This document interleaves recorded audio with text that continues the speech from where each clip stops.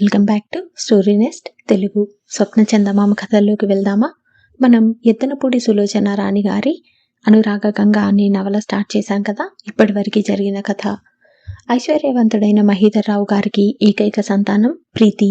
తల్లి తండ్రి లేని అనాథ అయిన బంధువుల అమ్మాయి వసంతని కూడా ప్రీతితో సమానంగా పెంచుతారు మహీధర్రావు గారు. వసంతని ఆమె మేనత్త కొడుకుకి ఇచ్చి పెళ్లి చేస్తాడు మహీధర్రావు గారు.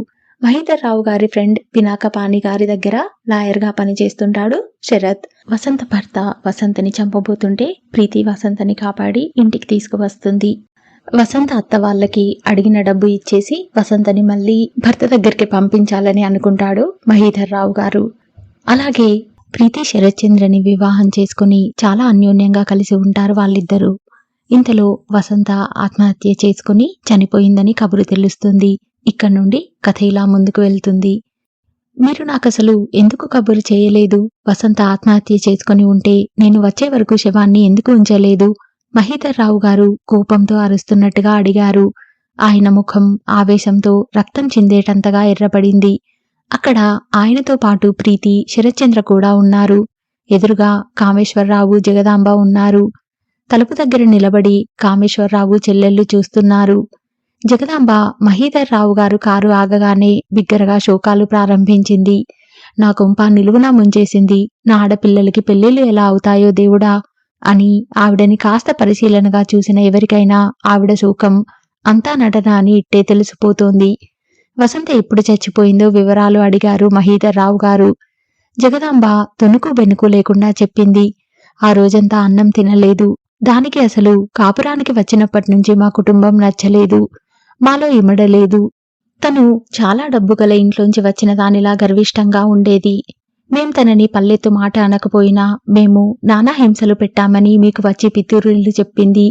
మీకు చాలా డబ్బుంది, మాకు ఇవ్వటానికి ఏడుస్తున్నారని అనేది. మేం డబ్బు కోసం బాధలు పెట్టినట్లు చేసేది. ప్రీతి పెళ్లి అయినప్పటి నుంచి మరీ మారిపోయింది. మా వాడు తగిన భర్త కాడని, మాది దరిద్రపు కుటుంబమని ఈసడించేది. ఇది వరకు 1-2 సార్లు ఇలాగే అఘాయిత్యం చేయబోతే నేను మా వాడు రక్షించాం. మా పక్కింటి సుబ్బలక్ష్మమ్మ గారికి కూడా తెలుసు. ఆ రోజు అన్నానికి రమ్మంటే రాలేదు, స్నానం చేయలేదు. జుట్టు విరబోసుకుని ఆ రోజు మంచం మీద కూర్చుంది. అందరూ చూశారు కూడా. ఆ సాయంత్రం వేళ మా వాడు ఇంట్లో లేడు. నేను వంట చేస్తున్నాను. ఆడపిల్లలు వాడు కలిసి సినిమాకి వెళ్లారు. దొడ్లోంచి మంటలు కనిపించాయి. నేను ఏదో తగలబడుతోందని పరిగెత్తాను. వసంత నిలువునా మండుతోంది, పరుగులు తీస్తోంది. నేను నలుగురిని పోగేశాను. అప్పటికే స్పృహ తప్పిపోయింది. ఎందుకు చచ్చిందంటే ఏం చెప్పను? అందరూ అదే ప్రశ్న. నేను అందరికీ జవాబు చెప్పలేక చచ్చిపోతున్నాను. ముందు మీకు ఏం జవాబు చెప్పటమా దేవుడా అని హడలి చస్తున్నాను. నన్నిలా చేసిపోయింది అంటూ ఏడవసాగింది. ఆవిడ మాటలు వింటుంటే అదంతా నిజమే సుమా అనిపించేట్టు ఉంది. మహీధర్రావు గారు రాగానే పక్కింటి సుబ్బలక్ష్మి వచ్చింది. అవునండి అవునండి అంటూ ఆవిడ చెప్పిన ప్రతి మాటకి తాళం వేస్తున్నట్టు ధృవపరిచింది. నాకు కోపం ఎక్కువ. అప్పుడప్పుడు 4 తన్నిన మాట నిజమే, కానీ ఇలా చేస్తుందని అనుకోలేదు. కామేశ్వరరావు కిందికి చూస్తూ పశ్చాత్తాపపడుతున్నట్టుగా అన్నాడు. అదేమిట్రా నాయనా, ఈ లోకంలో ఎంతమంది భర్తలు పెళ్లాలని తన్నటం లేదు? అందరూ ఇలా చేస్తున్నారా? ఇంతకీ ఆ పిల్ల చావు అలా వ్రాసిపెట్టి ఉంది. ఏం చేస్తాం అంది జగదాంబ. చూస్తుండగానే ఇరుగు పొరుగు పోగయ్యారు. మహీధర్రావు గారు ఆవేశంగా ఏదో అనబోతూ ఉంటే శరత్చంద్ర ఆయన చెయ్యి మీద చెయ్యి ఆనించి ఆవేశపడకండి, వాళ్ళు చెప్పింది వినండి అన్నాడు. వాళ్ళు వసంత పెట్టె తెచ్చి చూపించారు. అందులో ఏమీ ఎవ్వరికి ఉత్తరాలు లేవు. వసంత బాధపడుతోంది అన్న వాళ్ళ ఆరోపణకి ఆధారాలేవీ లేవు. మహీధర్రావు గారు అతి కష్టం మీద కోపం ఆపుకున్నారు. నాకు ఎందుకు ఫోన్ చేయలేదు అన్న ఆయన నిష్ఠూరాన్ని వాళ్ళు మీరు ఫోన్లో దొరకలేదు అంటూ తప్పించుకున్నారు. అసలే కాలిపోయిన శవం ఇంకా ఉంచితే కుళ్ళిపోతుంది, అందుకని దహనం చేశాం అని సంజాయిషి ఇచ్చారు. ఇక వెళ్దామా డాడీ అంది ప్రీతి. అక్కడ ఉన్నందువల్ల వాళ్లతో మాట్లాడినందువల్ల ఏమీ ప్రయోజనం కనిపించలేదు. శరత్చంద్ర వారిని ఇంటికి తీసుకువచ్చేశాడు. ఆ రాత్రి ప్రీతి ఏడుస్తూ కూర్చుంది. శరత్చంద్ర అనునయంగా, ప్రీతి, వసంతకి ఏదో బాధ కలిగింది, అది మనం తెలుసుకోలేకపోయాం. నువ్వు ఇప్పుడు ఎంత దిగులుపడి ప్రయోజనం ఏమీ లేదు.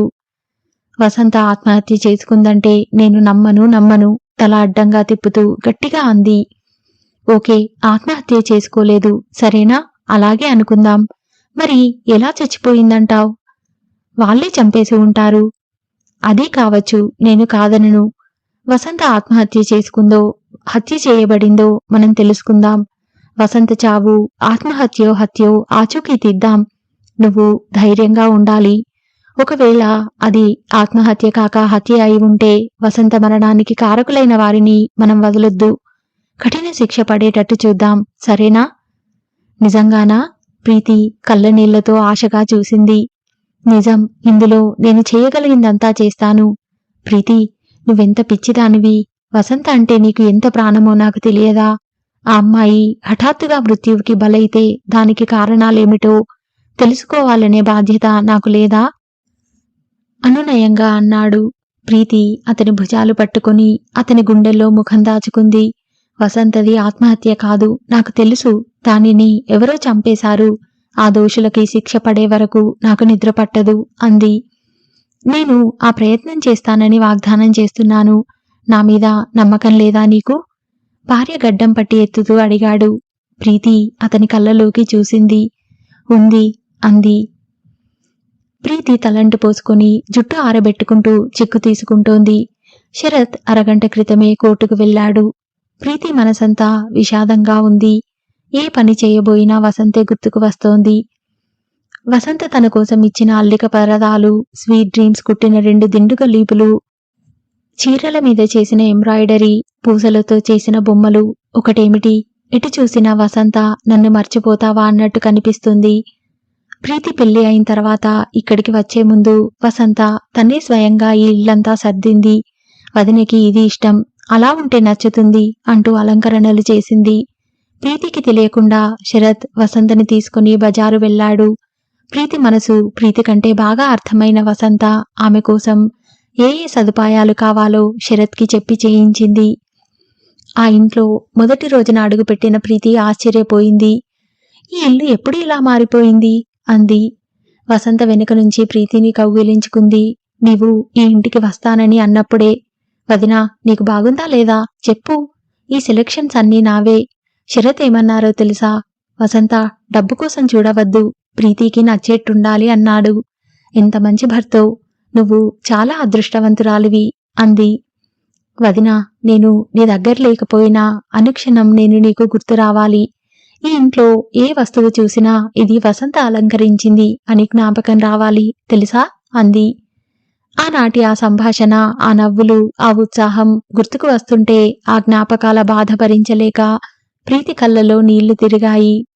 వసు, ఎందుకిలా చేశావు? నేను అనేదాన్ని ఉన్నానని మర్చిపోయావా? ఒక్క మాట నాకెందుకు చెప్పలేదు? నువ్వు ఆ పని చేసేటప్పుడు నేను నీకు గుర్తు రాలేదా అనుకోసాగింది. ఇంతలో పోస్ట్ అని కేక వినిపించింది. ప్రీతి చప్పున కళ్ళు తుడిచేసుకుంది.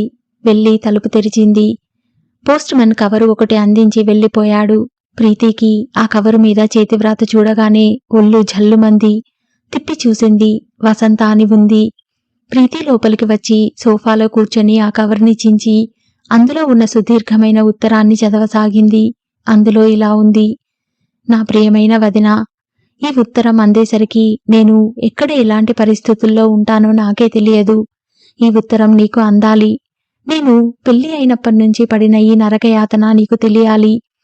నాకేమైనా అవుతుందేమోనని భయంతో నేను క్షణక్షణం హడలిపోతూ ఈ ఇంట్లో కాలం గడుపుతున్నాను. వదినా, మా అత్తగారు జగదాంబ ఉందే, ఆవిడని డబ్బు అయస్కాంతంలా ఆకర్షిస్తుంది. డబ్బు వస్తుందంటే ఆవిడ చెయ్యని నీచమైన పని లేదు. నన్ను వాళ్ళంతట వాళ్ళు వచ్చి మామయ్య చుట్టూ తిరిగి మంచితనంతో నమ్మించి ఎందుకు వివాహం చేసుకున్నారో తెలుసా? నా మీద ఇష్టంతో కానే కాదు, మామయ్య డబ్బు మీద అత్యాశతో. పెళ్లి అయిన తర్వాత నా ద్వారా మామయ్యది డబ్బు లాగాలని చూశారు. కాని అందులో నేను సహకరించకపోవడంతో ఆశాభంగం చెందారు. ఆ కినుక అంతా నా మీద చూపించసాగారు. వాళ్ళకి ఏదో విధంగా ఇంట్లో చేరి ఇంట్లో పెత్తనం చేజిక్కించుకోవాలని. మామయ్య పెద్దవారు, అనారోగ్యవంతులు, నువ్వు చిన్నదానివి, ఇక పెత్తనం వారి చేతికే చిక్కుతుందని ఆశపడ్డారు. వారి ఎత్తుగడ సాగలేదు. కోరిన డబ్బు లభించలేదు. ఆ చిరాకు అంతా నా మీద చూపించసాగారు. నేను చాతకాని చవటనని అన్నారు. గడుసుదాన్నని మళ్ళా అన్నారు. మామయ్య దగ్గర్నుంచి డబ్బు రాబట్టుకోవటం నాకే ఇష్టం లేదట. వాళ్ళు నన్ను అనని మాట, తిట్టని తిట్టూ లేదు. మామయ్య నా పేరు మీద ఇల్లు కొని డబ్బు బ్యాంకులో వేసిన తర్వాత కొద్ది రోజులు బాగానే ఉన్నారు. వారి అవసరాల కోసం ఆ డబ్బు ఇచ్చే వరకు ప్రేమ నటించారు. ఈ ఇల్లుని నా చేత తాకట్టు పెట్టించి డబ్బు తెచ్చుకొని వాడుకున్నారు. ఈ అప్పు తీరాలంటే ఈ ఇల్లు అమ్మాలి. నేను సంతకం పెట్టాలి. నేను పెట్టనని ఎదురు తిరిగాను. దానితో మళ్లీ యుద్ధం ప్రారంభమైంది. మామయ్య ఇంట్లో చేరటానికి ఎప్పుడైతే అవకాశం లేకపోయిందో అప్పుడే నా మీద వారికి ఇంట్రెస్ట్ పోయింది. ఎప్పుడు నన్ను ఎలా వదిలించుకోవటమా అన్న తాపత్రయంలో పడ్డారు. నన్ను దుర్భాషలాడారు. చీటికి మాటికి ఏదో ఒక వంక పెట్టి కొట్టసాగారు. అలా బాధలు పెడితే నేను మీ దగ్గరికి పారిపోతానని వారి ఉద్దేశం. ఈసారి నేను మామయ్య దగ్గరికి పారిపోదలుచుకోలేదు. ఎందుకంటే క్రితం సారే నేను అలా చేయటం చాలా పొరపాటు, అమాయకత్వం. నా అమాయకత్వం వల్ల మీకు చాలా బాధ కలిగించిందాన్నయ్యాను. ఈసారి నా కంఠంలో ప్రాణం ఉండగా అలా చేయకూడదు అనుకున్నాను. వాళ్ళు ఎన్ని బాధలు పెట్టినా అక్కడే ఉండాలని, ఆ ఇంట్లోనే నా జీవితం వెళ్లదీయాలని నిశ్చయించుకున్నాను. వారికి నా ఈ ప్రవర్తన ఇంకా కోపం తెప్పించింది. మా అత్తగారికి దూరపు బంధువు రాజేశ్వరరావు గారని ఒక ఆయన ఉన్నారు. ఆయన ఈ మధ్యనే పోయారు. ఆయనకి కూడా ఒక్కతే పిల్ల. ఆ అమ్మాయి పేరు జయ. జయకి తల్లి తప్ప ఇంకెవరూ లేరు. ఆస్తి బాగా ఉంది. మా అత్తగారి కన్ను వాళ్ల మీద పడింది. జయని మా ఇంటికి తీసుకువచ్చింది. ఆ అమ్మాయి మీద ఎక్కడలేని ప్రేమ ప్రదర్శించసాగింది. నాతో వాళ్ళబ్బాయికి సుఖం లేదని చెప్పసాగింది. జయ వాళ్ళమ్మ వీళ్ల మాయలలో బాగానే చిక్కారు. జయకి మెల్లకన్ను బాగా ఉంది. ఆ పిల్లకి పెళ్లి సంబంధాలు కుదరటం లేదు. నాలో లోపం ఉందని, నేను సంసార సుఖానికి పనికిరానని ఆయన నా మీద ప్రచారం మొదలుపెట్టాడు. జయ మీద వాళ్ళు చూపిస్తున్న అభిమానం చూస్తుంటే కసాయివాడు మరో బలిపశువుని దువ్వుతున్నట్టుగా ఉంది. నువ్వు మద్రాసు వెళ్తూ రమ్మనిమని పిలిచావు. నన్ను వాళ్ళు వెళ్ళమనే అన్నారు. కానీ నేనే రాలేదు. నాకు ఈ ప్రపంచంలో దేనిమీద ఆసక్తి లేదు. నాకెక్కడికి వెళ్ళాలని అనిపించటం లేదు. దానికి పెద్ద రగడ అయిపోయింది. మా అత్తగారి తిట్లు, ఆయన దెబ్బలు నాకు నిత్య జీవితంలో భాగం అయిపోయినాయి. నేను ఆ ఇల్లు వాళ్ల పేరిట పెట్టే వరకి నన్ను వాళ్ళు బతకనిస్తారు. తర్వాత నన్ను చంపేసినా ఆశ్చర్యం లేదు. నిన్న ఆయనకి నా మీద అనవసరంగా కోపం వచ్చింది. నా మీద కిరసనాయిలు పోశాడు. నిప్పు పుల్ల గీసి నా మీద పడేయబోయాడు. చచ్చిపోతానని ఎంత భయం వేసిందో. నా అదృష్టం కొద్దీ అదే సమయంలో పక్కింటి సుబ్బలక్ష్మమ్మ గారు వచ్చింది. ఆవిడ కిరసనాయిల్తో తడిసిన నన్ను చూసి ఆశ్చర్యపోతుంటే, నేను చావటానికి సిద్ధమవుతుంటే రక్షించానని ఆయన చెప్పాడు. ఆనాటి నుంచి నాకు కంటి మీద నిద్ర రాలేదు. ఎప్పుడో వీళ్ళు నన్ను చంపేసి నేను చచ్చిపోయానని లోకాన్ని నమ్మించి చేతులు దులుపుకోగలరు. అందుకేనేమో నాకెప్పుడు ఒకటే భయం. నీతో కూడా నేను ఎప్పుడు భయం వేస్తుంటుంది వదినా అనేదాన్ని కదా. నువ్వు పిరికి మొహం అని నవ్వేదానివి. వదినా, నాకెందుకో చాలా భయం వేస్తోంది. ఒకవేళ ఎప్పుడైనా నాకేదైనా అయితే నోరు విప్పి చెప్పలేని పరిస్థితుల్లోకి నేను వెళ్తే నువ్వు వీళ్ళని వదలవద్దు. ఎందుకంటే మా అత్తగారి దృష్టిలో కోడలు అంటే ఒక తోటకూర కాడ. దాన్ని ఇట్టే చేతిలో వంచవచ్చు, తరిగి వేయవచ్చు అనుకుంటుంది. కోడలు అంటే ఇంటికి తెచ్చుకున్న ఇల్లాలు అని వీళ్ళు అనుకోరు. ఎన్ని రోజులు గడిచినా పరాయి ఇంటి బిడ్డే అనుకుంటారు. అసలు ఆవిడకి కొడుకు భార్యతో కాపురం చేస్తే గిట్టదు. ఏదో రకంగా సాధించి కొడుకు చేత కోడల్ని తన్నించాలి. అప్పుడు గాని ఆవిడకి నిద్ర పట్టదు. వదినా, పెళ్లి అయితే నా జీవితం నాకు ఉంటుంది. మామయ్యకి తోడుగా ఉండి ఆయన సాధక బాధకాలు పంచుకోవచ్చు అనుకున్నాను. ఇంతకీ నేను చేసిన తప్పేమిటి? మీ దగ్గర పెరగటం. నన్ను వాళ్ళెప్పుడూ వసంతగా చూడలేదు. మహీధర్రావు గారి దగ్గర పెరిగిన అమ్మాయిగానే భావిస్తారు. నా రూపంగా వాళ్ళకి డబ్బు రావాలి అనుకుంటారు. రాదు అంటే వాళ్ళకి చాలా కసి. నన్ను ఏం చేయలేకపోతున్నారు. మా అత్తగారికి ఆ జయని కొడుక్కి ఇచ్చి చేయాలని ఉంది. అది నా కంఠంలో ప్రాణం ఉండగా జరగనీయను. ఆ సంగతి వాళ్ళకి తెలుసు.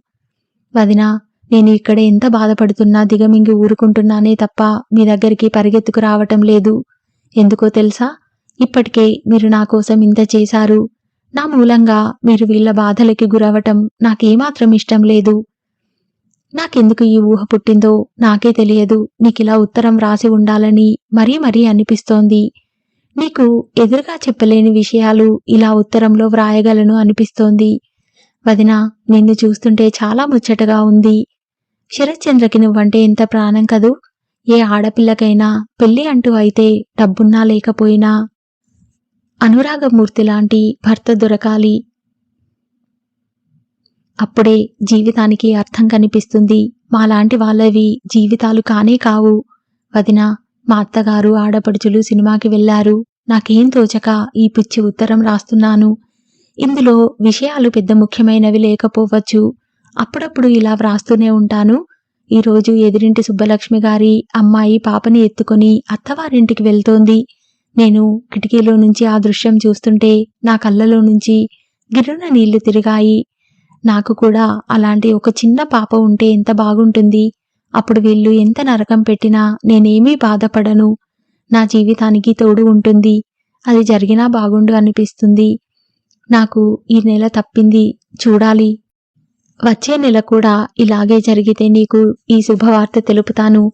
నీకు ఈ ఉత్తరం రాయటం చూస్తే మా అత్తగారు చంపేస్తుంది. అందుకని రహస్యంగా సుబ్బలక్ష్మమ్మగారి మనవడి ద్వారా పోస్టులో వేయిస్తున్నాను. నీకు ఇది అందుతుందనే ఆశిస్తున్నాను. వదినా, ఏమిటి వెధవ ఉత్తరాలు అని విసుక్కోకు. మెడ్రాస్ నీతో రాలేదని నా మీద కోపం తెచ్చుకున్నావా? నాతో నిజంగా మాట్లాడవా? నా ముఖం నిజంగా చూడనే చూడవా? నేను వచ్చి నిన్ను చూస్తాన్లే.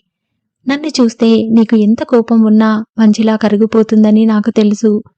ఒకవేళ నేను రాలేకపోతే ఈ ఉత్తరం చదువుతావుగా. మా రాక్షసులు పెట్టిన ఇబ్బంది వల్ల రాలేకపోయానని అనుకోవదినా.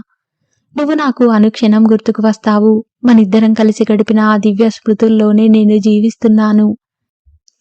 అందుకే ఈ బాధలు తట్టుకోగలుగుతున్నాను. ఎవరికైనా బాధలు అనేవి ఎల్లవేళలా ఉండవు. ఎప్పుడో ఒకసారి అవి మంచులా విడిపోతాయి. నా బాధలు కూడా ఎప్పుడూ తెల్లవారుతాయి. నేను సుఖంగా, నిశ్చింతగా, ఆనందంగా ఉంటాను. నాకు భవిష్యత్తు మీద గొప్ప ఆశ, నమ్మకం ఉన్నాయి.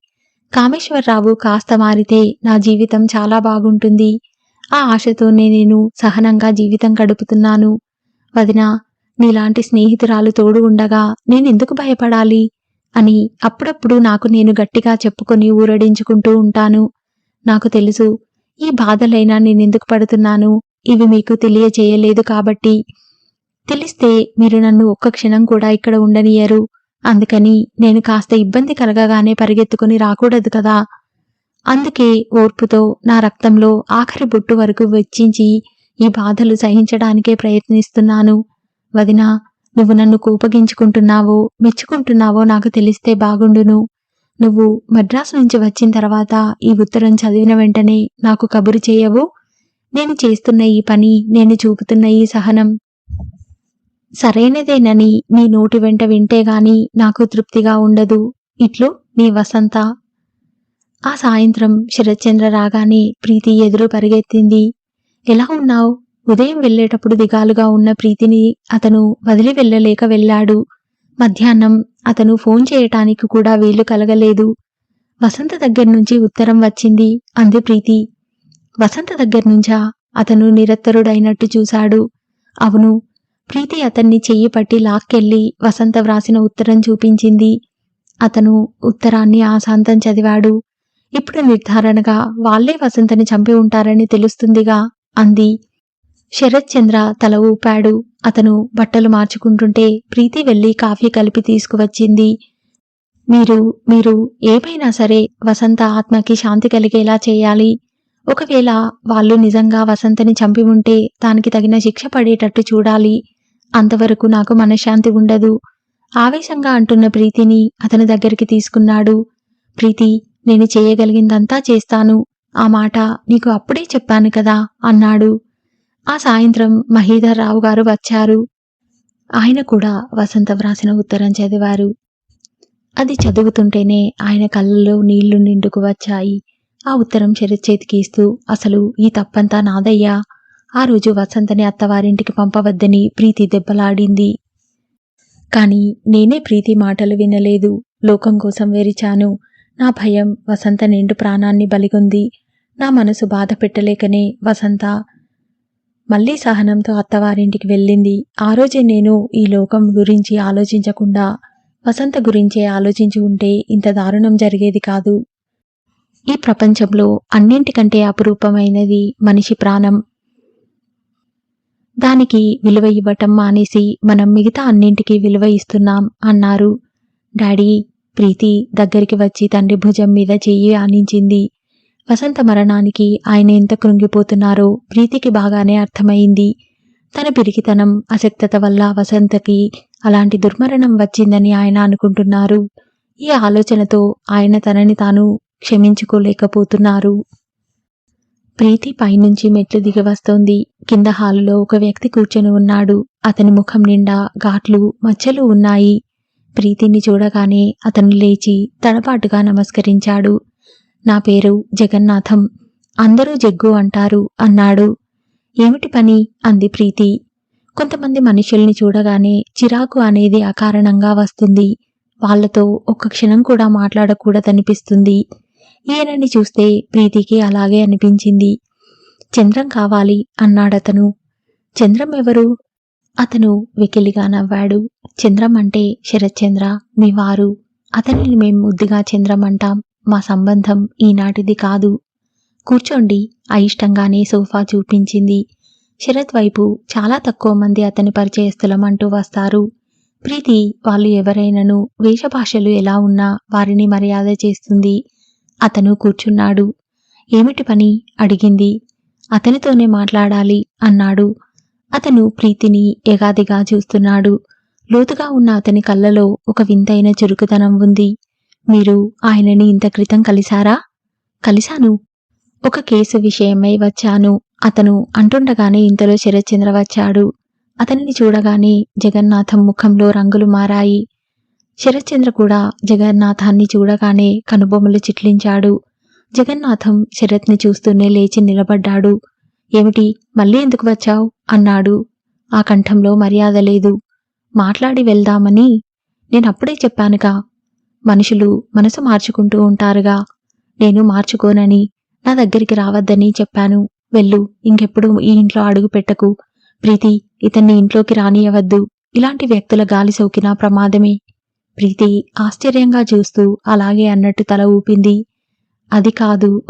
షటప్. నాకు ఫోన్ చేయటం కానీ నా ఇంటికి రావటం కానీ చెయ్యొద్దని మొన్ననే చెప్పాను. వెళ్ళు, ఇంకెప్పుడు రాకు. అంత కోపమైతే ఎలా? మాట్లాడకుండా వెళ్ళు, కొట్టినట్టే అన్నాడు. అతను శరత్చంద్రని ఎగాదిగా చూశాడు. తర్వాత నవ్వసాగాడు.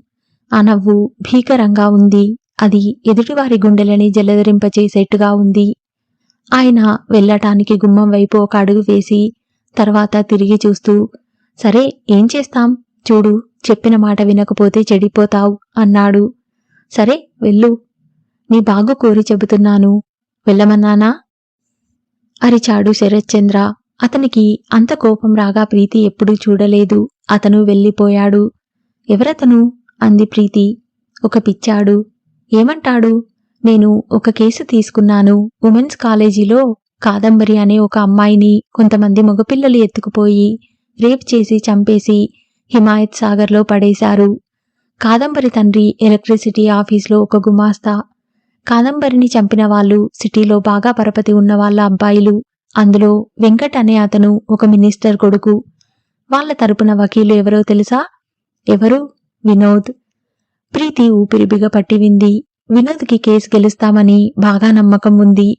వాళ్ళు ఆ అమ్మాయిని ఎత్తుకుపోయిన కారు డ్రైవర్ పాండు మాకు అనుకూలంగా సాక్ష్యం చెబుతున్నాడు. దానితో వాళ్ళకి అదొక ఉచ్చులా అయింది. పాండుని యాక్సిడెంట్లో చంపాలని చూశారు. ఆ రోజు నుంచి పాండు బయట కనిపించకుండా నేను దాచేశాను. నన్ను లొంగదీసుకోవటానికి నానా రకాల ఎత్తులు ఎత్తుతున్నారు. ఈ జగన్నాథాన్ని ఇప్పుడు నా మీదకి వదిలారు. అతనేమంటాడు? వాడు నాకు తండ్రట. నేను ఈ కేసుని వదిలేయకపోతే నా బండారం బయట పెడతాడట. వీడో కేడి, జైలుకి వెళ్ళి వచ్చాడు. వాడు మనిషికి చీమకి భేదం లేనంతగా దారుణంగా నాశనం చేయగలడు. ప్రీతి ఒక అడుగు దగ్గరికేసి అతని భుజం మీద చెయ్యి ఆనించింది. శరత్, జాగ్రత్త. ఈ వృత్తే అసలు మహాప్రమాదకరమైనది. న్యాయం తరపున పోరాడాలి అనుకునే వారికి రక్షణ అనేది లేదు. నాకేం పర్వాలేదు, నువ్వు ధైర్యంగా ఉంటే చాలు అన్నాడతను. ఈ కేసు గురించి నాకు చెప్పలేదేం? నువ్వు అసలే వసంతని గురించిన దుఃఖంలో ఉన్నావు. నిన్ను ఇంకా కలవర పెట్టడం అవుతుందని చెప్పలేదు. ప్రీతి, ఆ కాదంబరి ఎవరో తెలుసా? ఎవరు? వత్సల్కి బాబాయి కూతురు అవుతుంది. వత్సల్ తనే ఈ కేసు నా దగ్గరికి తీసుకువచ్చాడు. పాపం, ఆ తండ్రి దుఃఖానికి అంతులేదు. ఈ సంవత్సరం దాటితే ఆ అమ్మాయి BA పూర్తయ్యేదట. ఉద్యోగంలో చేరి తండ్రికి ఆసరాగా రావాలని ఆశపడేదట. ఆ తల్లి ఏడుపు చూడలేం. ప్రీతి నిట్టూర్చింది. వినోద్ నా మీద మండిపడుతున్నాడు. అటు వసంత అత్తవారి తరపున అతనే లాయరు. ఈ 2 కేసులు మేమిద్దరం బలాబలాలు తేల్చుకోవాలి అన్నట్టుగా ప్రవర్తిస్తున్నాం. ఈరోజు వసంత కేసు విచారణకి వచ్చింది. కామేశ్వరరావు పెళ్లి చేసుకుందామని ఆశపడుతున్న అజయ్య ఒక అయోమయపు పిల్ల. ఈరోజు విచారణలో తడబడిపోయి జగదాంబ వసంత మీద కిరసనాయిలు పోసి ఎలా మండే పొయ్యి మీదికి తోసేసింది, చెప్పేసింది. ఏమిటి, ఈరోజు విచారణ ఉందా? నాకు చెప్పలేదేం? నేను కోర్టుకు వచ్చేదాన్నిగా అంది ప్రీతి. మొన్న కామేశ్వరరావుని విచారణ జరుపుతుంటే నువ్వు అతన్ని చూడగానే ఎలా ఆవేశపడ్డావు? అందుకే నిన్ను పిలవలేదు. ఈ కేసు విచారణ గురించి నీకు అసలు చెప్పదలుచుకోలేదు. అంతా అయి తీర్పు చెప్పిన తర్వాతనే చెప్పాలని నిశ్చయించుకున్నాను. ప్రీతి అతని గుండెల మీద ముఖమానించుకుంది. అతను ప్రీతి తల మీద చేయి వేసి నిమురుతూ అనునయంగా, ప్రీతి, వసంతని వాళ్ళు హత్య చేసిన మాట నిజమే. అది రోజురోజుకి సాక్షుల అవకతవక జవాబుల్లో బయటపడుతోంది. వినోద్ వాళ్ళకి బట్టి పెట్టించిన పాఠాలు వాళ్ళు సరిగా అప్పచెప్పలేకపోతున్నారు. జగదాంబకి కామేశ్వరరావుకి ఆ జన్మాంతం ఖైదు పడటం ఖాయం. ఆ శుభదినం వస్తే ఎంత బాగుంటుంది. నేనెప్పుడు ఏం చేస్తానో తెలుసా? ఏం చేస్తావు? జైలుకు వెళ్లే వాళ్ళని చూసి పైన భగవంతుడు అనేవాడు ఒకడున్నాడు. మీరు మా కళ్ళు కప్పగలిగారు కాని ఆయనని కప్పలేరు అని వస్తాను. పిచ్చి ప్రీతి, అతను నవ్వాడు.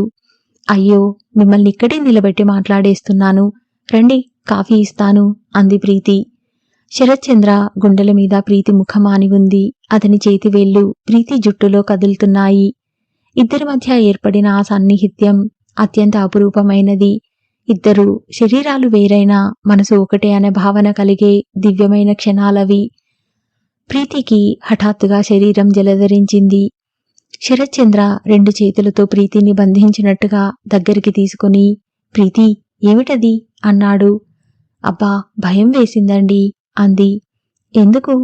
ఏమిటో, మీరు న్యాయం అంటూ ఏవేవో కష్టమైన కేసులు తీసుకుంటూ ఉంటారు. మీకు ఏదైనా అయితే? పిచ్చి, నాకేం కాదు, సరేనా? మీరసలు ఈ వృత్తిలో ఉండకుండా ఉంటే పోయేది. అదేమిటి? అంతేగా మరి, ఈ ప్రమాదం ఉద్యోగం అయితే ఉండదుగా. మీలాగా అందరూ ఆడవాళ్లు భర్తల గురించి భయపడితే ఈ ప్రపంచంలో ఏ వ్యక్తి అసలు పనే చేయలేడు. అనవసరమైన ఆలోచనలు మానివేయ్. నాకెందుకో భయం వేస్తోందండి. ఎందుకు? మనిద్దరం ఇంత ఆనందంగా ఉన్నాం కదా, ఎవ్వరూ ఉండనంత ఆనందంగా ఉన్నాం, అవునా కాదా? అది మన అదృష్టం ప్రీతి. నాకేమనిపిస్తోందో తెలుసా? మా బంధువుల్లో సరోజ అని ఒక అమ్మాయి ఉంది. చాలా చక్కగా ఉండేది, అద్భుతంగా వీణ వాయించేది. BA పాస్ అయింది. వాళ్ళకి ఎక్కువగా డబ్బు లేదు. అయినా సరోజ అందం, ఆ వీణ వాయించే నేర్పు చూసి రమేష్ అనే ఒక డాక్టర్ చదివే అబ్బాయి పెళ్లి చేసుకున్నాడు. కానీ కట్నం తీసుకోలేదు. వాళ్ళకి పెళ్లి అయింది. ఒక పిల్ల కూడా పుట్టింది. ఆ ఇద్దరు ఎంత ఆనందంగా ఉండేవారో తెలుసా? ఒకరిని ఒకరు ఒక్క క్షణం విడిచిపెట్టలేనంత అన్యోన్యంగా ఉండేవాళ్ళు. చూసే వాళ్ళందరికీ వాళ్ళ దాంపత్యం చూస్తే మహా ఈర్ష్య కలిగేది. నాకు బాగా గుర్తు, అతను ఏదో కాన్ఫరెన్స్కి ఢిల్లీ వెళ్ళాడు. ఆ అమ్మాయి అప్పుడు ఎందుకో అతని వెంట వెళ్ళలేని ఇబ్బంది వచ్చింది. బహుశా బాలింతరాలు అనుకుంటా. అతను ఉదయం, సాయంత్రం, మధ్యాహ్నం ఫోన్ల మీద పలకరిస్తూ దగ్గరే ఉన్నంతగా ప్రవర్తించేవాడు. ఆ అమ్మాయి భోజనం చేసిందా లేదా, కాఫీ ఇచ్చారా లేదా అని అతని ఆవా ఇదే. అలాంటిది ఢిల్లీలో అతనికి జలుబు చేసింది. గొంతు కాస్త బొంగురుపోయింది. ఇక ఈ అమ్మాయి కొడుకుని తల్లి దగ్గర వదిలేసి ఢిల్లీ వెళ్ళిపోయింది. ఎంత అదృష్టవంతుడు కదూ ఆ అబ్బాయి. పెళ్లి అంటూ జరిగితే భార్యాభర్తలు అలాగే ఉండాలి అంటాను. అందరూ ఈ విషయం అబ్బురంగా చెప్పుకుంటారు. మొగుడిని వదిలి ఒక్క పూట ఉండలేనంటుంది. మరీ చిత్రం అంటూ ఆ అమ్మాయిని గురించి ప్రచారాలుగా అనేకం చెప్పుకునేవారు. తర్వాత ఏమైందో తెలుసా? ఏమైంది? అతను ఒకసారి ఊళ్ళోనే ఎక్కడో విజిట్కి వెళ్లి పేషెంట్ని చూసి వస్తూ యాక్సిడెంట్ అయ్యి అక్కడికక్కడే చచ్చిపోయాడు. అంతకుముందే అరగంట క్రితం డ్రైవర్ చేత పళ్ళు పూలు ఇంటికి పంపించాడు. ఆ రోజు వాళ్ళ పెళ్ళి అయిన రోజట. ఎక్కడెక్కడికో వెళ్లాలని ప్రోగ్రాం వేసుకున్నారు. అతను ఢిల్లీ నుంచి ప్రత్యేకంగా ఈ రోజు కోసం తెచ్చిన చందేరీ చీర కట్టుకుని జడ వేసుకుని అతను పంపిన పూలు పెట్టుకుని అతని రాక కోసం ఎదురు చూస్తోంది ఆ అమ్మాయి. ఇంతలో ఈ వార్త వచ్చింది. అప్పుడు ఏమైందో తెలుసా? వినగానే కళ్ళు తిరిగి పడిపోయిందా? ఊపిరి బిగబట్టుకుంటూ అడిగాడు. మరేం చేసింది? నవ్వటం మొదలు పెట్టింది. అతను వస్తానని చెప్పాడు, రాకుండా ఉండడు అందట. మతి చెల్లించింది. అది తగ్గనే లేదు. చాలా రోజులు హాస్పిటల్లో ఉంది. తర్వాత ఏమైందో తెలియదు. ఒక్కోసారి జీవితం అంతే ప్రీతి, అతను గాఢంగా విశ్వసిస్తూ అన్నాడు. చూడటానికి వెళ్ళాను. బాప్రే, ఆ పిచ్చి రూపం ఇప్పటికి కూడా నా కళ్ళ ముందు నిలిచినట్టే ఉంది. విషాదం ఏమిటంటే చచ్చిపోయిన అతను ఒక విధంగా అదృష్టవంతుడు. అతనికి ఏ బాధ తెలియదు. బాధంతా ఈ అమ్మాయిది. ఒక్క గంటలో జీవితం ఎలా తలక్రిందులవుతుందో ఆ అమ్మాయి జీవితమే ఉదాహరణ అనిపిస్తుంది. అందరూ అతను పోయాడని వార్త వినగానే ఏమన్నారో తెలుసా? ఏమన్నారు? ఈ ఎడబాటు ఉంది కాబట్టే అంత అధికంగా ఆనందం పొందారు కాబోలు అన్నారు. ఆ మాట మాత్రం నేను జన్మలో మర్చిపోలేనండి. ఒక్కోసారి నన్ను బాగా చూస్తుంటే నాకు అదే వద్దన్నా గుర్తుకు వస్తుంది. ప్రీతి అలా ఎప్పుడూ అనకు, అతను ఆవేశంగా అంటూ ప్రీతి నోటిని తన పెదవులతో మూసేశాడు. కొద్దిసేపటికి అతను నిద్రపోయాడు. శరత్చంద్ర ఎంత మంచి నిద్రపోతున్నా గురకపెట్టడు. దమయంతి ఎప్పుడు ఇది నీ పెద్ద అదృష్టం.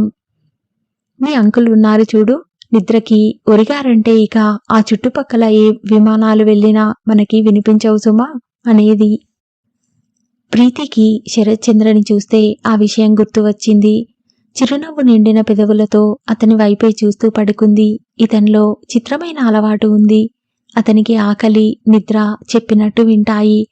అతని అందుబాటులో ఉంటాయి. ప్రీతికి అతను పూర్తిగా వ్యతిరేకం అనిపిస్తాడు. వత్సల్ వచ్చాడు. అతని వెంట కాదంబరి తండ్రి కూడా వచ్చాడు. కూతురి మరణంతో కృంగిపోయి ఉన్న ఆయనని చూస్తుంటే ప్రీతికి జాలితో కడుపు తరుక్కుపోయినట్టుగా ఉంది. వారిద్దరినీ కూర్చోబెట్టి కాఫీ ఇచ్చింది. ఆయనకి అనునయంగా ఊరడింపు వాక్యాలు చెప్పింది. ఆయన కళ్ళ నీళ్లు గురుక్కుంటూ చెప్పాడు. మా అమ్మాయి అందరి పిల్లల్లా ఉండేది కాదు. దాని చదివే దానికి లోకంగా ఉండేది. ఒకసారి స్నేహితురాళ్లతో ఎగ్జిబిషన్కి వెళ్ళింది. అక్కడ ఈ త్రాష్ట్రుడు ఫ్రెండ్స్తో కలిశాడట. వెంటబడి వెకిలిగా ఏదో వాగుతుంటే ఎదురు జవాబు చెప్పిందట. అక్కడ షాపు వాళ్ళని పిలిచి బుద్ధి చెప్పించిందట. వాళ్ళు పోలీస్ రిపోర్ట్ ఇస్తామని బెదిరించి వదిలేశారట. అప్పట్నుంచి వాళ్ళిక మా కాదంబరి వెంటపడ్డారట. ఆ అమ్మాయి నాకిదేమీ చెప్పలేదు. ఆ రోజు కాలేజీలో ఫంక్షన్ ఉందని వెళ్ళి ఇంటికి రాలేదు. ప్రొద్దుపోయినా ఇంటికి రాకపోయేసరికి కాలేజీకి వెళ్ళాను. అక్కడ అందరూ వెళ్ళిపోయారు. దాని స్నేహితురాలు సుశీల ఇంటికి వెళ్తే కాదంబరి అసలు కాలేజీకే రాలేదని చెప్పింది. నేను ఆశ్చర్యపోయాను. పిల్ల ఎప్పుడూ నాతో చెప్పకుండా ఎక్కడికి వెళ్ళదు. నాకు బాగా ఆందోళన కలిగింది. పోలీస్ రిపోర్ట్ ఇచ్చాను. 3వ రోజు సాయంత్రానికి హిమాయత్ సాగర్లో శవం దొరికింది. పోలీసులు ఆచూకీ తీస్తే కాలేజీ కుర్రాళ్ళు ఆ అమ్మాయిని టాక్సీలో హిమాయత్ నగర్ గెస్ట్ హౌస్కి తీసుకువెళ్లారని తెలిసింది. ఇంత ప్రమాదం జరుగుతుందని నేను ఊహించలేకపోయాను. లేకపోతే పిల్లని అసలు చదివే మాన్పించి ఇంట్లో కూర్చోబెట్టేవాడిని. లేచినప్పటినుంచి ప్రతిక్షణం ఆ పిల్లే ఇంట్లో అన్ని పనులు చూసుకునేది. అటు ఇంట్లో తల్లికి పనిలో సాయం చేసేది. కాలేజీకి వెళ్ళి వచ్చేది. బజారు పనులు చూసేది. నాకు ఆఫీస్ వర్క్ ఇంటికి తెచ్చుకుంటే సాయం చేసేది. నా కాలు చెయ్యి విరిగిపోయింది. కంటి చూపే పోయినంత చీకటిగా ఉంది. ఆయన ఏడ్చేశారు. ప్రీతికి ఆయన దుఃఖం చూస్తుంటే కళ్ళలో చివ్వున నీళ్లు చిమ్మినాయి. మనిషికి ఈ జీవితంలో అత్యంత ప్రియమైన వ్యక్తి మరణం చూడటం కంటే విషాదం ఇంకోటి లేదేమో. బాబాయ్, శరత్ గట్టిగా ప్రయత్నిస్తున్నారు. నువ్వు దిగులు పడకు. ఆ రాక్షసులు శిక్ష పడకుండా తప్పించుకోలేరు అన్నాడు వత్సల్. ఆ క్షణం వస్తే గాని నా మనసు శాంతించదు అన్నారాయన. ఇంతలో శరత్చంద్ర వచ్చాడు. అతను వస్తూనే వాళ్ళని పలకరించి కూర్చొని మాట్లాడాడు. బాబు, ఇవిగో ఉత్తరాలు.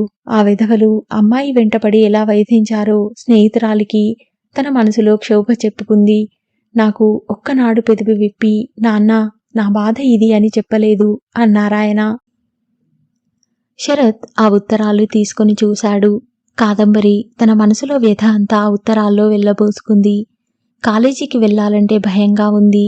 వెంకట్ ఫ్రెండ్స్తో కలిసి వెంటబడుతున్నాడు. నాన్నకి చెబుదామని అనిపిస్తుంది. కానీ నాన్న ఏం చేయగలడు? వింటే భయంతో ఆందోళనతో నన్ను అసలు చదివే మాన్పిస్తాడేమోనని నా భయం.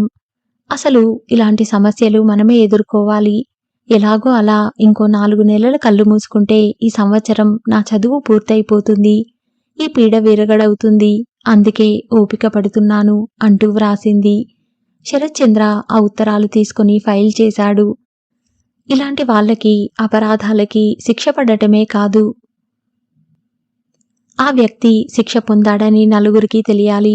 ఇలాంటి సంఘటనలు బాగా ప్రచారం పొందితే అలాంటి ఆడపిల్లల కుటుంబాలకి, ఇటు మగపిల్లల తల్లిదండ్రులకి కూడా కనువిప్పుగా ఉంటుంది. నేను కాదంబరి మరణ వృత్తాంతాన్ని బాగా పేపర్లలో ప్రచారం పొందేట్టు ఏర్పాటు చేస్తున్నాను అన్నాడు శరత్చంద్ర. జరగని బాబు, బాగా ప్రచారం జరగని. నా పిల్ల మరణం ఇంకా కొంతమంది తల్లిదండ్రుల కనువిప్పుకి మార్గం అయితే అంతకంటే సంతోషం నాకింకేమీ ఉండదు అన్నాడు. శరత్చంద్ర కాదంబరి ఫోటోలు పంపమని అడిగాడు. కాదంబరి తండ్రి చిన్న టీ పార్టీ ఏర్పాటు చేసి 4-5 పేపర్ రిపోర్టర్స్ ని పిలిపించి కాదంబరి వెంకట్ల ఫోటోలు ఇచ్చి జరిగిన దారుణం వివరించారు. మర్నాడు పేపర్లలో కాదంబరి వృత్తాంతం వివరంగా వచ్చింది. దాంతోపాటు ఈ కేసుని చేపట్టిన న్యాయవాది శరత్చంద్రని పొగుడుతూ యువకుడైన ఇతను చాలా ధైర్యంగా కాదంబరి కోసం పోరాడుతున్నాడని, న్యాయం కోసం పోరాడే శరత్చంద్ర లాంటి వాళ్ళు 100కి 10 మంది ఉన్నా ఈ లోకంలో నిస్సహాయులకి న్యాయం చేకూరుతుందని వ్రాశారు.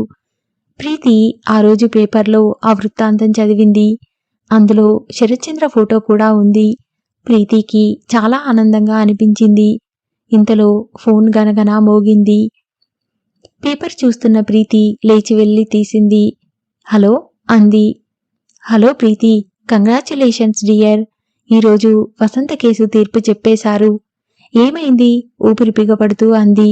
మనం గెలిచాం. జగదాంబకి కామేశ్వరరావుకి యావజ్జీవ ఖైదు వేశారు. నిజంగా? ప్రీతి అరిచింది. సంతోషం ఒక్కసారిగా నరంలో పరవళ్లు తొక్కినట్టు ప్రవహించసాగింది. నిజం డియర్, ఇదిగో డాడీ కూడా ఇక్కడే ఉన్నారు, మాట్లాడతావా అంటూ ఫోన్ అందించాడు. ప్రీతి, మహీధర్ రావు గారి కంఠం వినిపించింది. డాడీ? ప్రీతి, ఈరోజు ఆయన కూడా సంతోషంతో దుఃఖంతో మాట తడబడిపోయాడు. డాడీ, నాకు చాలా ఆనందంగా ఉంది. వసంత ఆత్మకి శాంతి కలుగుతుంది కదూ డాడీ. ప్రీతికి ఏడుపు వచ్చేసింది. శరత్ ఫోన్ తీసుకున్నాడు. ప్రీతి పిలిచాడు. ప్రీతికి దుఃఖంతో నోట మాట రాలేదు. ప్రీతి ప్రీతి అతను అరిచాడు. దుఃఖాన్ని బిగపట్టుకోవటానికి విశ్వ ప్రయత్నం చేస్తూ అంది. ప్రీతి, నువ్వు సరిగ్గా ఉన్నావా? నాకింకో కేసు ఉంది, వదిలేసి ఇంటికి వచ్చేయనా? వద్దు, పర్వాలేదు, ఈ కేసు చూసే రండి. కళ్ళ నీళ్లు తుడుచుకుంటూ అంది. నువ్వు ఏడుస్తున్నావా? నేను వీలైనంత త్వరగా వచ్చేస్తాను అన్నాడతను. నేను ఎదురు చూస్తుంటాను అంది ప్రీతి. ఓకే, ఉంటాను. చూడు, సాయంత్రం నేను వచ్చేసరికి దేవిగారు నాకు మంచి స్వాగతం ఇవ్వాలి సుమా. అలాగే, తప్పకుండా అంది. శరత్ పెట్టేశాడు. అలా అంటే ప్రీతి ఏ స్వీట్ అయినా చేస్తూనో లేక ఇంటికి ఇంకే రకంగానైనా అలంకరిస్తూనో టైం గడుపుతుంది. ఒక్కర్తే ఉంటే ప్రీతి ఆలోచనలు పరిపరి విధాల పోతాయని శరత్కి భయం. ప్రీతి ఈరోజు కోర్టుకి వస్తానని అంది. శరత్ తనే రావద్దని అన్నాడు. ప్రీతి భావోద్వేగం ఆపుకోలేదు. కోర్టులో 4 ఉంటారు, అందుకని ఆ రోజు అసలు ఆ జడ్జిమెంట్ ఉందని ప్రీతికి చెప్పలేదు. మహీధర్ రావు గారు కోర్టుకి వచ్చారు. జడ్జిమెంట్ పూర్తి అవ్వగానే మహీధర్ రావు గారు వచ్చి శరత్చంద్రని కౌగిలించుకున్నారు. నాయనా శరత్, నీ రుణం తీర్చుకోలేనేమో అన్నాడు కళ్ళనీళ్లతో. అలా అనకండి అన్నాడతను. సాయంత్రం అయ్యింది. ప్రీతి స్నానం చేసి శరత్చంద్రకి ఎంతో ఇష్టమైన తెల్లటి చీర కట్టుకుంది. పనికుర్రాడిని పంపి అతనికిష్టమైన రసగుల్లా తెప్పించింది. జగదాంబ కామేశ్వరరావులకి శిక్ష పడింది అని తెలియగానే ప్రీతి మనసుకి కాస్త శాంతి అనిపించింది. 100 ఏళ్లు బతకాల్సిన వసంత జీవితాన్ని వాళ్ళు తుదముట్టించారు. వసంత చచ్చిపోతే ఆ ఇల్లు కామేశ్వరరావుకే వస్తుంది. ఆ తర్వాత జయని పెళ్లాడి సుఖంగా ఉండవచ్చు. కొన్నాళ్లకి మళ్ళీ జయకి కూడా వసంతకి పట్టిన గతే పడుతుంది. కామేశ్వరరావు నిజ స్వరూపం బయటపెట్టిన శరత్ చచ్చిపోయిన వసంతకి న్యాయం చేకూర్చటమే కాకుండా బ్రతికి ఉన్న జయని కూడా ఒక మహాప్రమాదం నుంచి రక్షించాడు. జయ తల్లికి ఏమాత్రం జ్ఞానం ఉన్నా తన బిడ్డకి తప్పిన ఈ ప్రమాదం గుర్తిస్తుంది. ప్రీతి ఇంట్లో అటూ ఇటూ తిరుగుతోంది. శరత్చంద్ర వచ్చే టైం అయింది. శరత్చంద్ర లాంటి భర్తను పొందిన తన జీవితం ఎంతో ధన్యమైంది. వంట ఇంట్లోకి వెళ్ళింది ప్రీతి. కాగిన పాలు దించి పక్కన పెట్టింది. ఫిల్టర్లో డికాషన్ దిగిందో లేదో చూసింది. శరత్కి స్ట్రాంగ్ కాఫీ అంటే చాలా ఇష్టం. ప్రీతికి పెళ్ళైన మొదట్లో కాఫీ కలపటం వచ్చేది కాదు. శరత్చంద్ర స్వయంగా కలిపి చూపించాడు. 2 రోజుల్లో ప్రీతి అతనికంటే కాఫీ బాగా కలపటం నేర్చుకుని అతనిని మెప్పించి అభినందనలు అందుకుంది.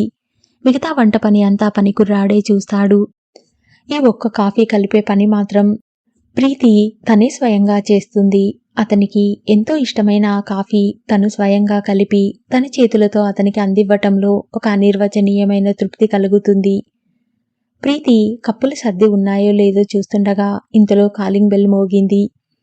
ప్రీతి మనసులో ఆ బెల్ శబ్దం వినగానే ఆనంద కిరటం ఉవ్వెత్తుగా లేచింది. వస్తున్నా అంటూ పరిగెత్తుకు వచ్చింది. తలుపు తీసింది. లాయర్ గారు. స్వగృహానికి శ్రీమతి గారి స్వాగతం ఆనందంతో అనబోతున్న ప్రీతి హఠాత్తుగా ఆగిపోయింది. జోడించబోయిన చేతులు ఆగిపోయినాయి. ఎదురుగా జగన్నాథం నిలబడి ఉన్నాడు. ప్రీతి కళ్ళలో అతన్ని చూడగానే ఆగ్రహం ఉప్పొంగి వచ్చింది. విసురుగా తల తిప్పి వెనక్కి తిరిగిపోయింది. ప్రీతి అతను పేరు పెట్టి పిలిచాడు. ప్రీతి చట్రుమన్నట్టు తిరిగి చూసింది. కొరడా దెబ్బలాంటి చూపులతో అనవసర ప్రసంగం చేయకు, అతిగా ప్రవర్తించకు, వెళ్ళు అంది. నాది ఒక చిన్న మాట నువ్వు వినాలి. నిన్ను ఈ ఇంటి ఛాయలకు కూడా రానియవద్దని శరత్ చెప్పాడు. వెళ్ళు. ప్రీతి తలుపు వేయబోయింది.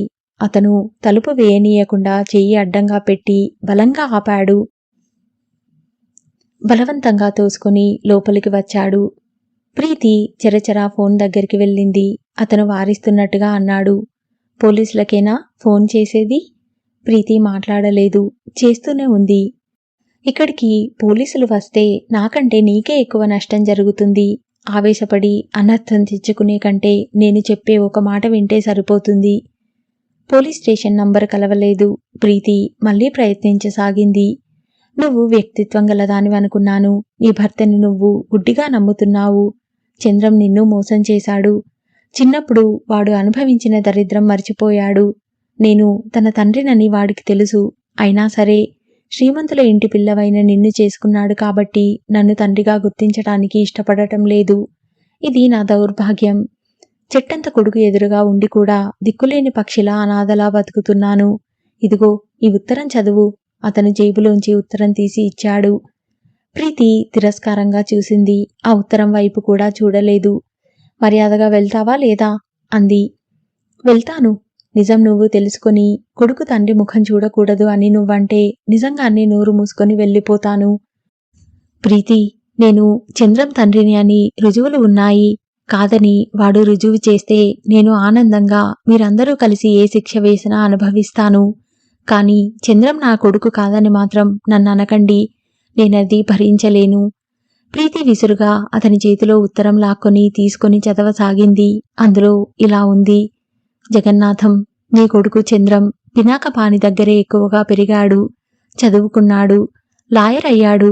కాని ఇన్నాళ్ల తర్వాత, అందులో నువ్వు జైలు నుంచి విడుదలై వచ్చిన తర్వాత అతను నిన్ను తండ్రినని ఒప్పుకుంటాడని ఆదరిస్తాడని నాకు నమ్మకం లేదు. ఎందుకంటే చంద్రం ఇప్పుడు సామాన్యమైన వ్యక్తి కాదు. సంఘంలో బాగా పరువు ప్రతిష్టలు గల మహీధర్రావు గారి ముద్దుల అల్లుడు. పినాకపాణిగారు నీకు సాయం చేయగల వ్యక్తి. ఆయన చెబితే చంద్రం ఒప్పుకొని నీకేదైనా ఏర్పాటు చేయవచ్చు అనుకుంటున్నాను. నువ్వు చంద్రాన్ని కలిసి స్వయంగా మాట్లాడటంలో తప్పేమీ లేదనే నేను అనుకుంటున్నాను. ఇట్లు గోపాలశర్మ. ప్రీతి ఉత్తరం చదవటం పూర్తి చేసి పెదవి కొరుక్కుంటున్నట్లు నిలబడింది. ఆ ఉత్తరం ప్రీతి మీద చూపిన ప్రభావం చూసి జగన్నాథం కళ్ళలో ఆనందం తలుక్కుమంది. అంతలోనే అతి దీనంగా ముఖం పెట్టి, నేను చేయని తప్పుకి శిక్ష పడింది. ఎవరో చేసిన హత్య నా మీద పెట్టారు.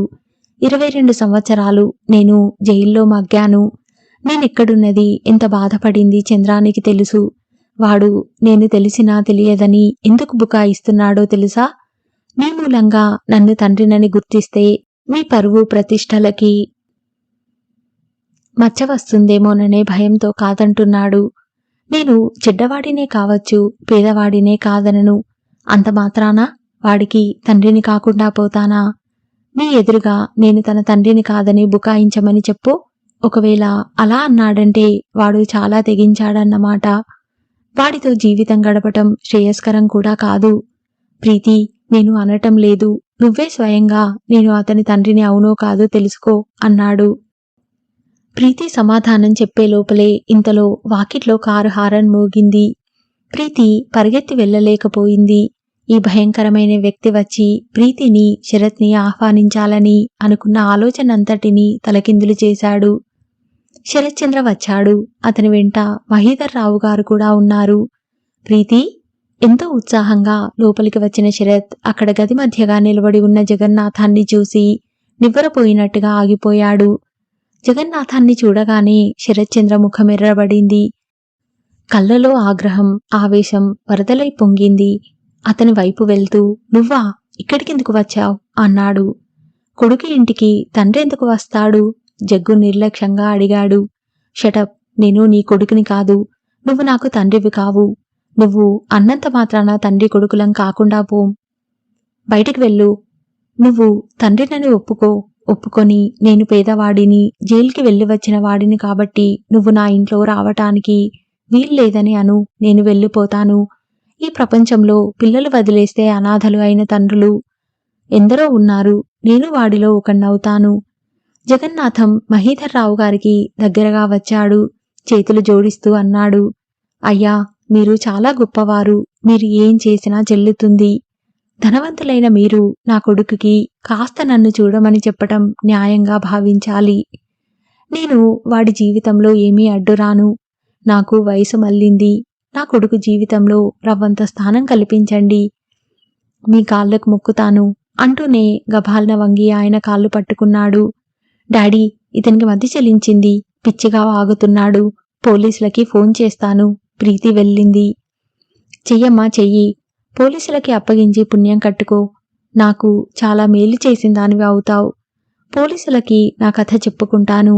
వాళ్లే నన్ను శరత్చంద్ర తండ్రిని అని తేలుస్తారు. అప్పుడైనా నీకు నేను వాగేది పిచ్చివాగుడు కాదని, యథార్థమని తెలుస్తుంది. నేను చెప్పిందే నిజం అని, నీ భర్త నిన్ను నిలువునా మోసం చేశాడని తెలుస్తుంది అన్నాడు. ప్రీతి ఫోన్ చేసింది. ఇంతలో శరత్చంద్ర చేయి వచ్చి ఆఫ్ చేసింది. ప్రీతి తలెత్తి చూసింది. ఎదురుగా శరత్ నిలబడి ఉన్నాడు. ప్రీతి, వద్దు అన్నాడు. ఎందుకు? వాళ్ళు వచ్చినా ఏం చేయలేరు అంటే? శరత్చంద్ర మాట్లాడలేదు. ప్రీతి కళ్ళు పెద్దవి చేసి అపనమ్మకంగా చూస్తూ అంటే అతను చెప్పింది అర్ధోక్తిలో ఆగిపోయింది. అతను అవునన్నట్టు చూశాడు. ఏమిటి ఇతను? నిజమే ప్రీతి, ఆయన నాకు తండ్రి. ఏమిటి? ఉలిక్కిపాటుగా చూసింది. అబ్బా, ఎన్నాళ్లకి నా జన్మకి మంచి మాట విన్నాను చంద్రం. నువ్వు అంటూ జగన్నాథం గభాల్న వచ్చి శరత్చంద్రని కౌగిలించుకోబోయాడు. శరత్ ఆయనని మోచేతితో నెట్టి దూరంగా నిలబెట్టాడు. నువ్వు అనుకున్నది పూర్తయిందా? నా జీవితంలో విషం పోయాలని అనుకున్నావు, పోసావు. నువ్వు తలుచుకున్న పని అయ్యిందిగా, ఇక వెళ్ళు. చంద్రం, షటప్, ఆ పేరు ఎప్పుడు ఎత్తకు. కన్నంత మాత్రాన తండ్రివి అయిపోరు. వెళ్ళు, మర్యాదగా వెళ్ళు. నాకు కోపంతో పిచ్చెక్కి నేను పశువులా మారి నిన్ను మెడపట్టి గెంటే వరకు నువ్విక్కడ నిలబడకు. అదేమిటి? జగన్నాథం సంతోషం ఆవిరి అయిపోగా తెల్లబోతూ అన్నాడు. వెళ్ళు, ఇంకో మాట మాట్లాడకు, వీధి గుమ్మం వైపు వేలు పెట్టి చూపిస్తూ అన్నాడు. జగన్నాథం తల పంకించాడు. ఏదో ఆలోచనని తోసేసినట్టుగా తలని ఒకసారి విదిలించాడు. సరే, నీ ఇష్టం అని వెళ్ళిపోయాడు. ఆ వెళ్ళిపోవటం పిల్లి దెబ్బ తగులుతుందని తోకముడిచి వెళ్ళినట్టుగా ఉంది. జగన్నాథం వెళ్ళిపోయాడు. ఆ హాలంతా అతి భయంకరమైన నిశ్శబ్దంతో మౌనంగా బిగబట్టి చూస్తున్నట్టుగా ఉంది. ప్రీతి ఫోన్ దగ్గర చిత్తరువులా నిలబడి చూస్తోంది. మహీధర్రావు గారు మతిపోయిన వాడిలా చూస్తున్నారు. శరత్చంద్ర అక్కడున్న సోఫాలో కూలబడ్డాడు. My god, my god. అతని పెదవులు అస్పష్టంగా పలికినాయి. అందరిలోనూ మొదటగా కోలుకున్నది మహీధర్రావు గారు. శరత్, ఏమిటిది? ఆ హంతకుడు ఆయన మాట పూర్తి చేయలేకపోయాడు. ఈ జరిగిందంతా కేవలం నా దురదృష్టం. అతను ప్రీతి వైపు తిరిగాడు. ప్రీతి ముఖం పాలిపోయినట్టుగా ఉంది. వెర్రిదానిలా చూస్తోంది. అతను గభాల్న లేచాడు. ఒక్క అంగలో వచ్చినట్టుగా ప్రీతి దగ్గరికి వచ్చాడు. ప్రీతి కళ్ళు తీక్షణమైన చూపులతో చూస్తున్నాయి. అతను మీ తండ్రేనా? అవును. కానీ మాకు ముందుగా ఎందుకు చెప్పలేదు? నాకు తెలియదు. అబద్ధం, ప్రీతి అరిచింది. ప్రీతి నిజంగా ఈయన ఉన్నాడని నాకు తెలియదు. ప్రధానం రోజున అంటే నీ పుట్టినరోజున తెలిసింది. ఆ రోజు నాకెందుకు చెప్పలేదు? మాట్లాడవేం, మాకెందుకు చెప్పలేదు? తీక్షణంగా నిలదీసినట్టు అడిగింది. ప్రీతి, మీరు ఆ మాటకి జవాబు చెప్పగలిగినప్పుడే నేను తర్వాత మీరు చెప్పే ఇంకో మాట వింటాను. ఏమిటి? మీకు మన పెళ్లికి ముందే ఈ తాగుబోతు హంతకుడు తండ్రిగా ఉన్నాడని తెలుసా? అయినా నాకు చెప్పలేదు. ఇది దారుణం కదూ? అవును, చెబితే మన వివాహం జరగదని మీకు బాగా తెలుసు. అందుకనే చెప్పకుండా దాచారన్నమాట. ప్రీతి, అతని కళ్ళలో వెన్నుపోటు తిన్న మనిషి పడే బాధ కనిపించింది. అయితే మన పెళ్లి మోసంతో కూడిన పెళ్లి అన్నమాట. ఎన్నిసార్లు మీరు నాకెవ్వరూ లేరు, నేను ఒంటరివాడిని అన్నారు. ప్రీతి గుర్తు చేసుకుంటున్నట్టుగా అంది. ఆ సంగతి నిజం ప్రీతి, నేను అబద్ధం ఆడలేదు. అతను అన్నాడు. మీ తండ్రి అని తెలిస్తే నాకెందుకు చెప్పలేదు? ఆనాడే చెప్పి ఉంటే నిజంగా ఆ వ్యక్తి ఎలాంటి దుర్మార్గుడైనా మిమ్మల్ని క్షమించి ఉండేదాన్ని. మీరు మమ్మల్ని మోసం చేశారు. నన్ను డాడీని బాగా మోసం చేశారు. ప్రీతి అతను చెయ్యి పట్టుకోబోయాడు. ప్రీతి అతని చేతిని విదిలించి కొట్టింది. నేను ఎవరినైనా భరిస్తాను, కానీ నాతో అబద్ధాలు ఆడే వ్యక్తిని, నన్ను మోసగించిన వ్యక్తిని భరించలేను. ప్రీతి ఆ ఇంటిని కంపరంగా కలియజూసింది. ఇన్నాళ్ళు నేను ఒక కపట నాటకం ఆడే వ్యక్తితో కలిసి కాపురం చేశానన్నమాట. ఛీ! ప్రీతి తండ్రి వైపు తిరిగింది. డాడీ, ఇంటికి వెళ్దాం పదండి. అమ్మా, తొందరపడకు, ఆయన ఏదో చెప్పబోయాడు. పడను డాడీ, అసలు తొందరపడను. జీవితాంతం తీరికగా పశ్చాత్తాపపడతాను. మీరు వస్తారా, నేను వెళ్ళిరానా? ప్రీతి, ఆగు అన్నారాయన. నేను వస్తున్నాను. ప్రీతి బయటికి గాలి దుమారంలా వెళ్ళిపోయింది. నేను వెళ్తున్నాను డాడీ. ప్రీతి బయటికి గాలి దుమారంలా వెళ్ళిపోయింది. ప్రీతి, ఆగు, వస్తున్నాను. ఆయన వడివడిగా కూతురి వెనక వెళ్ళిపోయారు. వెనక హాల్లో శరత్చంద్ర ఒంటరిగా నిలబడిపోయాడు. ప్రీతిని ఆపలేదు. ఆపటానికి శక్తి లేనివాడిలా నిలబడిపోయాడు. ప్రీతి కళ్ళలో కనిపించిన అసహ్యం, కంపరం అతని గుండెలని చీల్చివేస్తోంది. అతనిలో శక్తిని హరింపజేస్తోంది. క్షణం క్రితం ఎంతో ఆనందంగా ఈ ప్రపంచాన్ని జయించిన విజేతలా సగర్వంగా ఇంటికి వచ్చిన అతను ఆనందం హరించుకుపోగా శిలలా నిలబడిపోయాడు. అతని కళ్ళలో బాధ, నిస్సహాయత్వం, ఆగ్రహం, అభిమానం, వేదన నిండి ఉన్నాయి. శరత్చంద్ర తండ్రి నిజంగా మారి బయటికి వచ్చాడా జైల్లోంచి? లేదా ఇంకా ప్రీతిని, శరత్చంద్రని ఏమైనా కష్టాలు పెట్టాలనుకుంటున్నాడా? ఏం జరుగుతుందనేది నెక్స్ట్ పార్టులో విందాం. మీరు మొదటిసారిగా నా నవలలు వింటుంటే తప్పకుండా సబ్స్క్రైబ్ చేయండి. నచ్చితే షేర్ చేయండి, లైక్ చేయండి. Thank you.